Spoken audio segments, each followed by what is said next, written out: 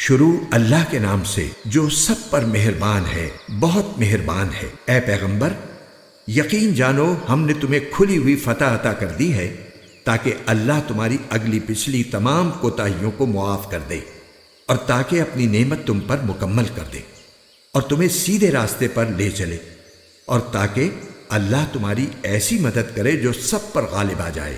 وہی ہے جس نے ایمان والوں کے دلوں میں سکینت اتار دی تاکہ ان کے ایمان میں مزید ایمان کا اضافہ ہو، اور آسمان اور زمین کے تمام لشکر اللہ ہی کے ہیں، اور اللہ علم کا بھی مالک ہے، حکمت کا بھی مالک، تاکہ وہ مومن مردوں اور عورتوں کو ایسے باغات میں داخل کرے جن کے نیچے نہریں بہتی ہیں، جہاں وہ ہمیشہ بسے رہیں گے، اور ان کی برائیوں کو ان سے دور کر دے، اور اللہ کے نزدیک یہ بڑی زبردست کامیابی ہے۔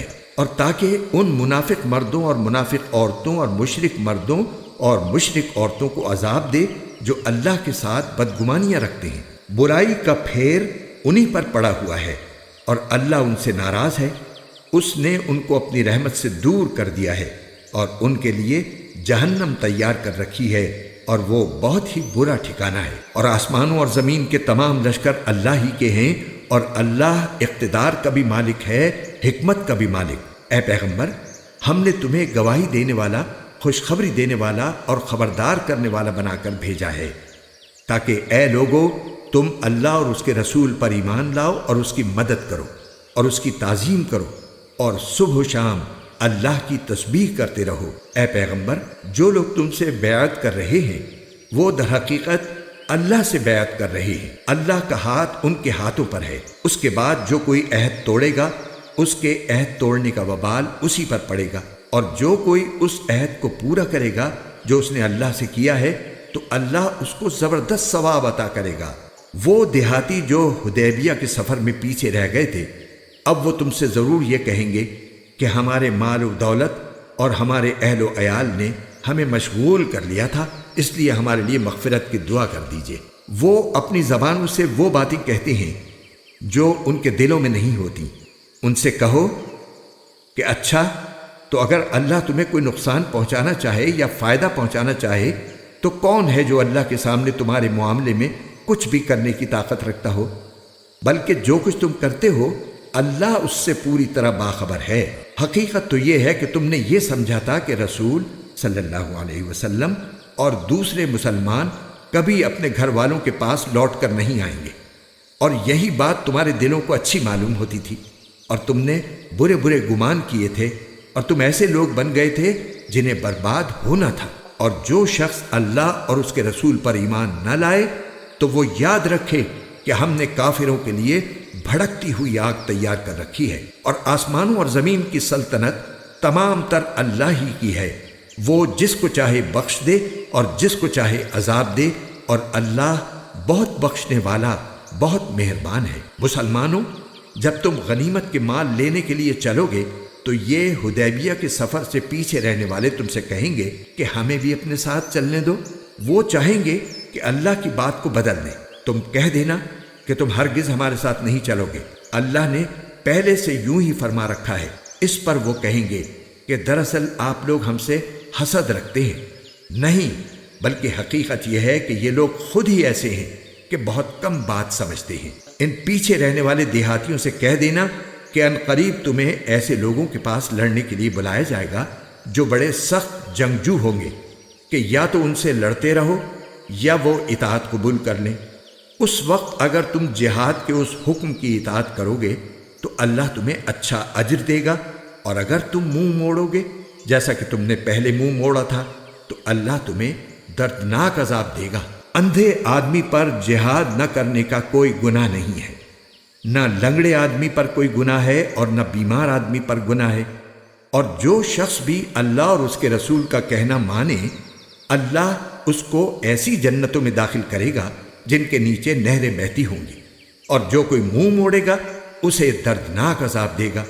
یقیناً اللہ ان مومنوں سے بڑا خوش ہوا جب وہ درخت کے نیچے تم سے بیعت کر رہے تھے، اور ان کے دلوں میں جو کچھ تھا وہ بھی اللہ کو معلوم تھا، اس لیے اس نے ان پر سکینت اتار دی اور ان کو انعام میں ایک قریبی فتح عطا فرما دی۔ اور غنیمت میں ملنے والے بہت سے مال بھی جو ان کے ہاتھ آئیں گے۔ اور اللہ اقتدار کا بھی مالک ہے، حکمت کا بھی مالک۔ اللہ نے تم سے بہت سے مال غنیمت کا وعدہ کر رکھا ہے جو تم حاصل کرو گے۔ اب فوری طور پر اس نے تمہیں یہ فتح دے دی ہے اور لوگوں کے ہاتھوں کو تم سے روک دیا تاکہ یہ مومنوں کے لیے ایک نشانی بن جائے اور تمہیں اللہ سیدھے راستے پر ڈال دے۔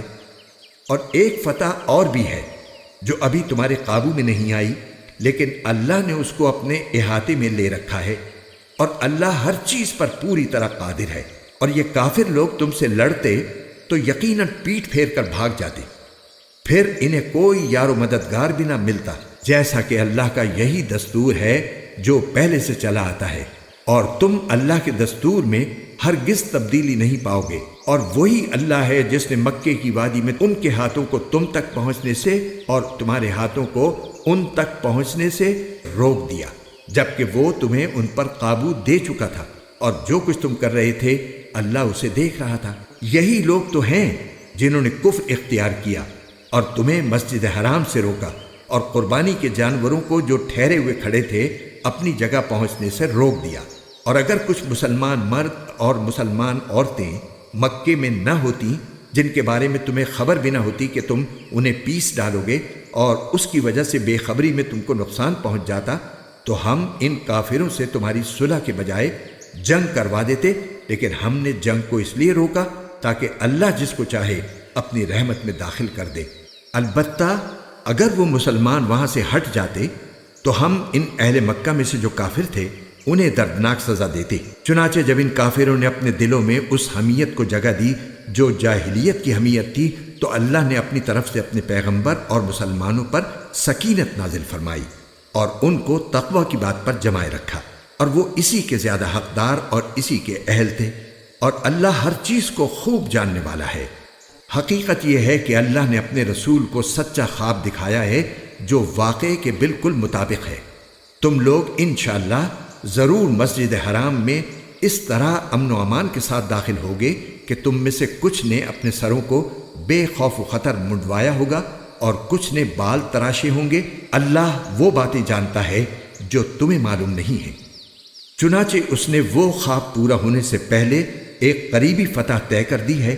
وہی ہے جس نے اپنے رسول کو ہدایت اور سچا دین دے کر بھیجا ہے تاکہ اسے ہر دوسرے دین پر غالب کر دے، اور اس کی گواہی دینے کے لیے اللہ کافی ہے۔ محمد صلی اللہ علیہ وسلم اللہ کے رسول ہیں، اور جو لوگ ان کے ساتھ ہیں وہ کافروں کے مقابلے میں سخت ہیں اور آپس میں ایک دوسرے کے لیے رحم دل ہیں۔